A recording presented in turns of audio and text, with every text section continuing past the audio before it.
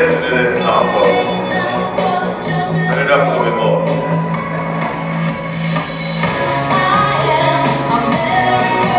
That's what we are. We are America.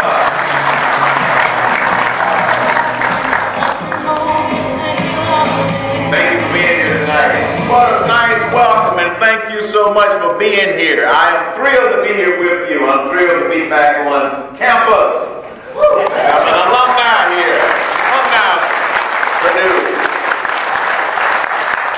Earlier, Mike and Cheryl were asking, is this the first time you've been back since you graduated in 1971? I said, no. I had the pleasure of being back on campus a couple of years ago when I had the honor of receiving my honorary doctorate from Purdue University, so you can call me Dr. Cain if you want. It is perfectly appropriate. No, I'm thrilled. Dr. Benjamin E. Mays, the late President Emeritus of Morehouse College, used to challenge the young men at Morehouse when he used to tell us, let it be borne in mind that the tragedy of life does not lie in not reaching your goals. The tragedy lies in having no goals to reach for. It's not a calamity to die with dreams unfulfilled, but it is a calamity to have no dreams. The founding fathers had a dream. The founding fathers wanted to create the greatest nation in the world based upon some very simple concepts that all men were created equal, that they were endowed by their Creator with certain unalienable rights, that among these are life, liberty, and the pursuit of happiness. That was the basis for their dream. And they got it right. And it said the pursuit of happiness, not a guarantee. And it didn't say anything about developing in Washington, D.C. a department of happy.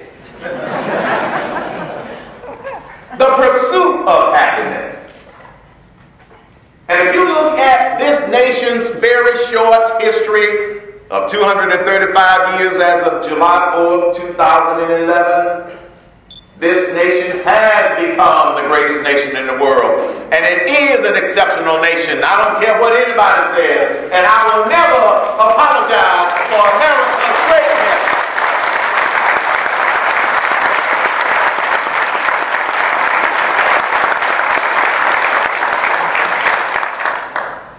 I had a caller to my radio show one night who called and said, Mr. Cain, I'm frustrated. I said, what are you frustrated about? He said, I feel like this country is on the wrong track. I said, welcome to the club. So there's a few other big people. He said, well, what do I do? I said, well, are you a registered voter? I said, yes. I said, do you vote regularly in all of the elections, both local as well as federal elections? He said, yes. I said, do you have a copy of the Declaration of Independence? He said, yes. I said, well, go get it. Waited for about 10 seconds, he came back. He says, I got it. I said, now turn to that part that talks about life, liberty, and the pursuit of happiness. He says, I got it. I said, here's what you can do. Keep reading. Don't stop there. Because it says, when any form of government becomes destructive of those ideals, it is the right of the people to alter or abolish it. That's what you can do. Get involved and help alter the stuff that you don't like. That's what we have to do. The founding fathers got it right. And we have to become the defending fathers. That's our job. Now, a lot of people don't believe that those of us that are conservative can change things. And just to make sure that people know where I'm coming from, I want to define conservative versus liberal. So when I use those terms tonight, you'll know exactly what I'm talking about. See, this isn't about labels, folks. It's about principles. A conservative I define as someone who believes in less government, less taxes, and more individual responsibility. A liberal is someone who believes in more government, more taxes, and less individual responsibility. Or as it is affectionately called by some people, the nanny state. So when you hear me say conservative versus liberal, that's what I'm talking about.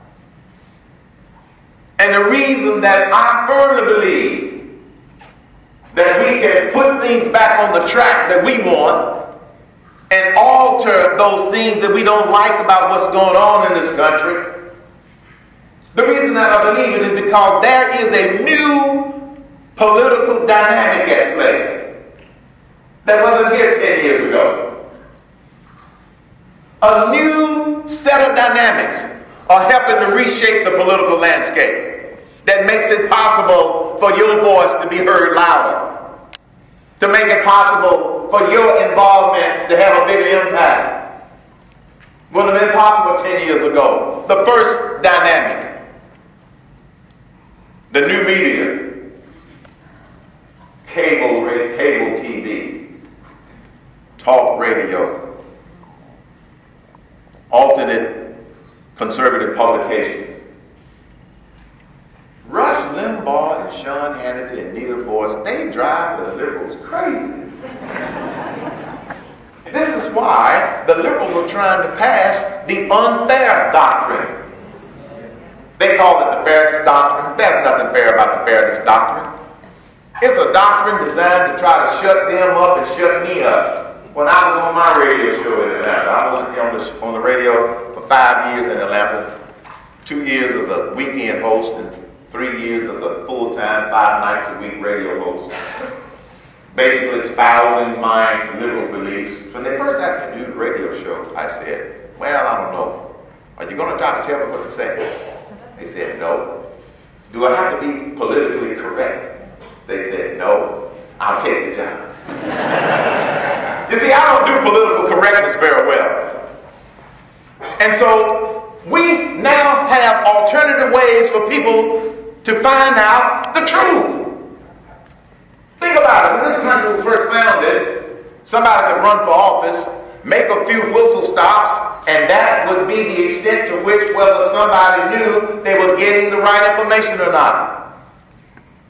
And so people could go to Washington, D.C., do whatever they want to do, go back and tell the people that they were doing one thing, and the people wouldn't know unless it appeared in that local newspaper. But now we have the benefit of the new media, alternative media, to go with the mainstream media, to go with the major networks. So if you hear something that you don't believe, you now can go and listen to an alternative source. So the new media is helping to reshape the political landscape. Secondly, the internet. The internet. Years ago, the information was limited as to what you had access to.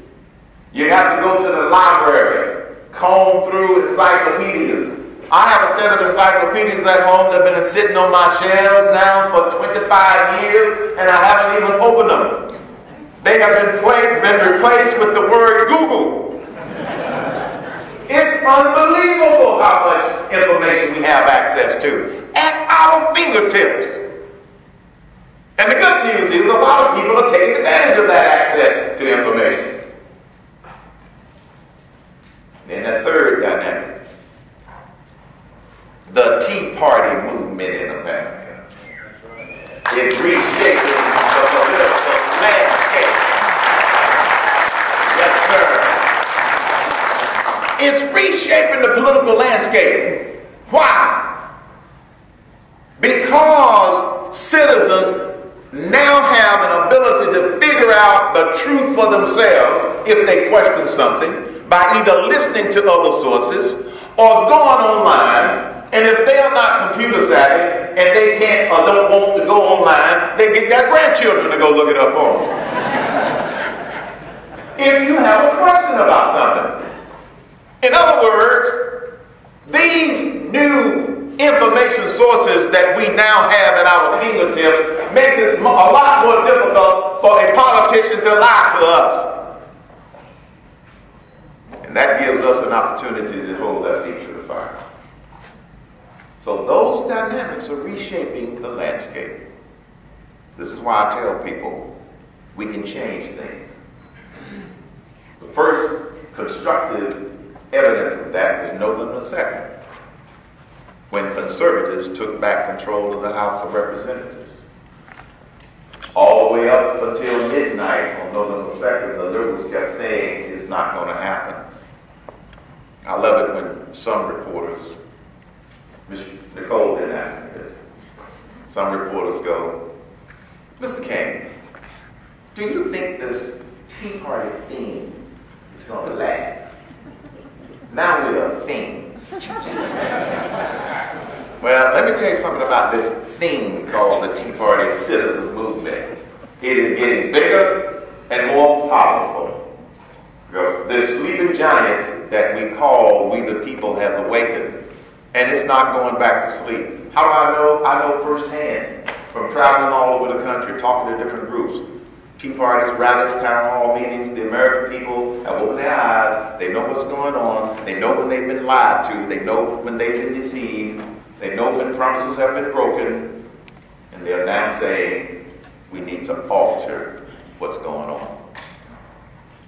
We're still the greatest country in the world.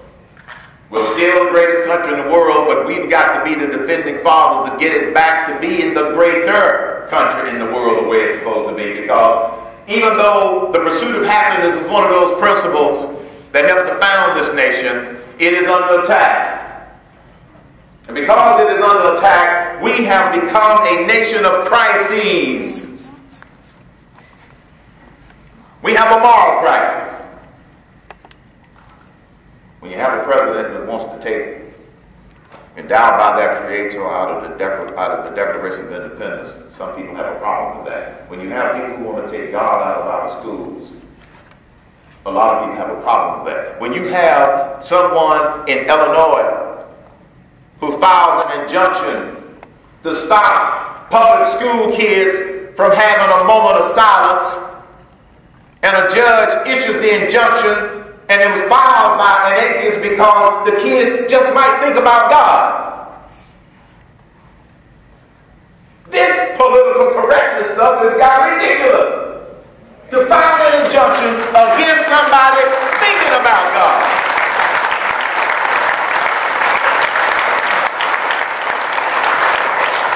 I'm not making this up. I can't make up this stuff that's so ridiculous. And as a result, we wonder why we got kids killing kids. Because they're losing their moral focus, their moral nucleus. Remember the